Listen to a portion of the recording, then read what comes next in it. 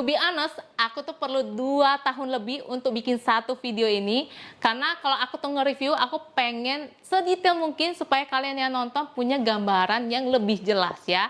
Reviewnya tentang apa? Sekolah Yehonala.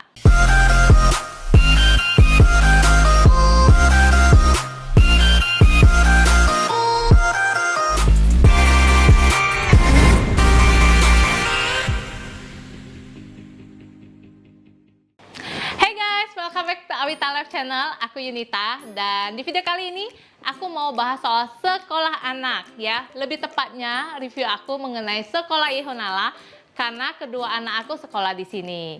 Nah, to be honest nih ya, aku tuh perlu 2 tahun lebih buat bikin satu video ini karena aku tuh kalau nge-review sesuatu pengen yang detail gitu ya. Jadi buat kalian yang nonton ya, orang tua yang mungkin kepikiran mau sekolah anaknya di Yehonala, punya gambaran yang lebih jelas dan lebih detail ya sebelum nyekolahin anaknya di sini. Nah, review aku nih bakal aku share berdasarkan pengalaman aku pribadi ya.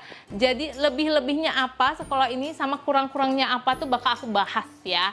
Nah, nggak pakai basa-basi lagi, langsung aja ya aku bahas poin per poinnya ya. Dimulai dari yang paling pertama, itu aku mau bahas dari pintu gerbang dia dulu ya.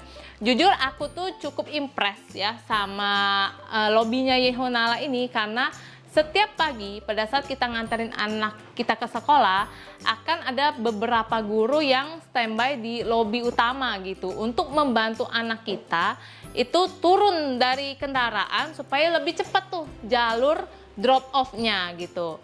Nah, sebenarnya ini mungkin buat sebagian orang tua, iya anaknya dimanjain banget ya di sekolah ini ya. Karena jujur awal-awal aku tuh kaget juga ya, anaknya dibantuin loh kayak gitu. Tapi setelah lama-kelamaan aku lihat ya, sebenarnya aku tuh kan udah sayang anak aku nih dari bahkan mereka belum lahir ke dunia ya. Ya kalau sekarang nggak usah ditanya, udah lahir ya tetap sayang, udah makin sayang. Nah ketika aku menitipkan anak aku untuk sekolah di sebuah tempat ya, pastinya kan artinya tuh aku mempercayai tempat itu gitu, dan aku berharap ketika aku nitipin anak aku ke sana ya anak aku tuh diterima dengan baik gitu. Dan menurut aku ini salah satu sign ya, salah satu tanda bahwa anak aku tuh memang diterima dengan baik di sekolah itu. Terus yang kedua adalah fasilitasnya ya. Menurut aku fasilitas di sekolah Yehonala ini oke banget ya. Lobinya besar ya, terus ber-AC juga, dan dia itu kaca semua gitu dari depan. Jadi pada saat anak aku udah selesai sekolah, terus misalnya dia nunggu di lobi, itu kelihatan tuh dia lagi main kayak dia lagi lari, tuh kelihatan semua. Bahkan dari kita masuk ke parkiran pun udah tahu tuh anak kita tuh lagi ada di titik mana gitu. Jadi aku suka lobinya itu yang kaca semua. Terus di lobi ini juga ada indoor playgroundnya ya. Jadi menurut aku ini tuh salah satu yang bikin anak-anak tertarik buat sekolah di sini. Nah kalau untuk kelasnya sendiri, kelasnya itu juga bersih, luas, nyaman ya, ber-AC juga. Dan kalau misalnya untuk anak-anak kelas 1, dia toiletnya di dalam kelas ya. Dan untuk anak kelas 2 ke atas, mereka toiletnya di luar gitu. Jadi mungkin kalau anak-anak yang masih kelas 1 SD kan, biar nggak ribet gitu bolak-balik ke toiletnya. Terus kalau untuk fasilitas lainnya, di sini tuh juga ada kolam renang ya. Jadi ada kegiatan rutin renang yang dilakukan di sekolah, supaya anak-anak itu lebih familiar dan lebih punya skill lah dalam hal berenang. Ada juga lapangan olahraga yang semi indoor, dan kalau misalnya anak-anak upacara biasanya juga di lapangan ini. Jadi dia lapangannya itu masih ada cahaya matahari yang bisa masuk, cuma dia tuh nggak yang terbuka ya. Jadi anak-anak tuh nggak yang kepanasan banget, cukup nyaman lah untuk beraktivitas olahraga ataupun upacara di sini. Selain itu mereka juga punya banyak fasilitas lengkap lainnya ya, kayak function hall, perpustakaan, kantin, lift, studio musik, studio dance ya, dan itu semua bisa digunakan anak-anak ya untuk menunjang aktivitas sekolahnya di sini. Nah, dari semua fasilitas yang aku sebutin ini, menurut aku fasilitasnya itu udah bagus banget ya. Kecuali kalau aku mau kasih satu note, itu adalah dari perpustakaannya ya. Karena menurut aku untuk perpustakaannya ini, buku-bukunya itu masih bisa lebih diperbanyak lagi. Karena anak aku tuh yang pertama tuh suka banget minjem buku di perpustakaan gitu ya. Jadi karena anak aku tuh seneng minjem minjem buku, jadi kan aku hemat ya, nggak usah beli banyak buku buat dia baca-baca di rumah. Jadi ya aku kalau bisa berharap ya mudah-mudahan Yeho kedepannya makin banyak koleksi bukunya di perpustakaan biar anak aku bisa minjem terus gitu. Nah yang ketiga, menurut aku tuh ini penting banget ya, jadi kan harus dengar dengan seksama. Jadi Yeho ini kan adalah sekolah swasta nasional, tapi kurikulum yang mereka pakai itu ada beberapa. Jadi kalau untuk pelajaran nasional mereka menggunakan kurikulum Merdeka. Untuk pelajaran English dan Science mereka menggunakan kurikulum Cambridge. Untuk pelajaran Math mereka menggunakan kurikulum Singapura, dan untuk pelajaran Mandarin mereka menggunakan kurikulum Chinese HSK. Nah, Mandarin itu sendiri juga dibagi lagi menjadi 2 kelas ya. Jadi ada kelas basic dan juga kelas intermediate. Untuk anak-anak yang udah jago Mandarinnya, mereka tuh ada di kelas intermediate ya, jadi beda kelasnya. Nah ini ya, kalau misalnya kalian nyari sekolah buat anak, tanyain deh ke sekolahnya, itu tuh sekolah apa sih gitu. Karena mungkin masih banyak juga orang tua yang belum ngerti nih soal bahasa marketingnya sekolah ya. Jadi karena di pemerintahan kita itu membagi sekolah tuh menjadi 4 ya. Yang paling pertama itu adalah sekolah negeri, yang kedua adalah sekolah swasta, yang ketiga sekolah SPK atau Satuan Pendidikan Kerjasama, dan yang keempat adalah sekolah internasional. Jadi SPK itu adalah sekolah yang menggunakan kurikulum asing dipadukan dengan kurikulum nasional. Sedangkan kalau sekolah internasional itu biasanya sekolah yang diperuntukkan untuk anak-anak diplomat asing ya. Dan untuk di Batam ini sendiri tuh nggak ada yang namanya sekolah internasional. Yang ada tuh di Jakarta ya, contohnya JIS, Jakarta International School ya, itu sekolahnya anak-anak diplomat gitu. Dan kalaupun kita orang biasa ya yang mau sekolah di sana, biasanya tuh SPP-nya tuh memang mahal banget ya gitu. Dan memang nggak banyak anak-anak yang bisa sekolah di sekolah internasional. Nah kalau di Yeho sendiri, meskipun mereka menggunakan kurikulum Cambridge ya, jadi buku-bukunya juga dari Cambridge langsung, mereka tuh nggak pernah embel-embelin sekolah dia dengan sebutan National Plus gitu. Mereka tetap konsisten dengan kata mereka adalah sekolah swasta. Meskipun yang kita dapatkan di sini menurut aku ekstra banget ya, karena dari segi pelajarannya itu juga ada kurikulum asingnya. Terus untuk daily conversation di sekolah itu memang menggunakan bahasa Inggris ya. Kecuali pelajaran-pelajaran nasional ya, kayak bahasa Indonesia, IPA, IPS, agama itu masih menggunakan bahasa Indonesia. Yang keempat, selain pelajaran akademis, yang aku suka dari Yeho ini, mereka juga ngajarin pelajaran attitude ya. Dan ini jujur aku suka, karena anak-anak aku tuh diajarin bagaimana caranya mengantri di depan lift gitu ya. Nggak boleh dorong-dorong, nggak boleh serobot antrian ya. Terus pernah juga nih Bella waktu pulang sekolah itu ada nanya ke aku. Jadi dia nanya, "Mami, kribo itu apa sih?" gitu. Nah dari cerita itu aku tahu kalau Bella lagi diajarin yang namanya bullying ya. Jadi dari teachernya ngajarin nggak boleh bullying teman gitu ya. Dan menurut aku tuh penting banget sih ya pelajaran etika seperti ini.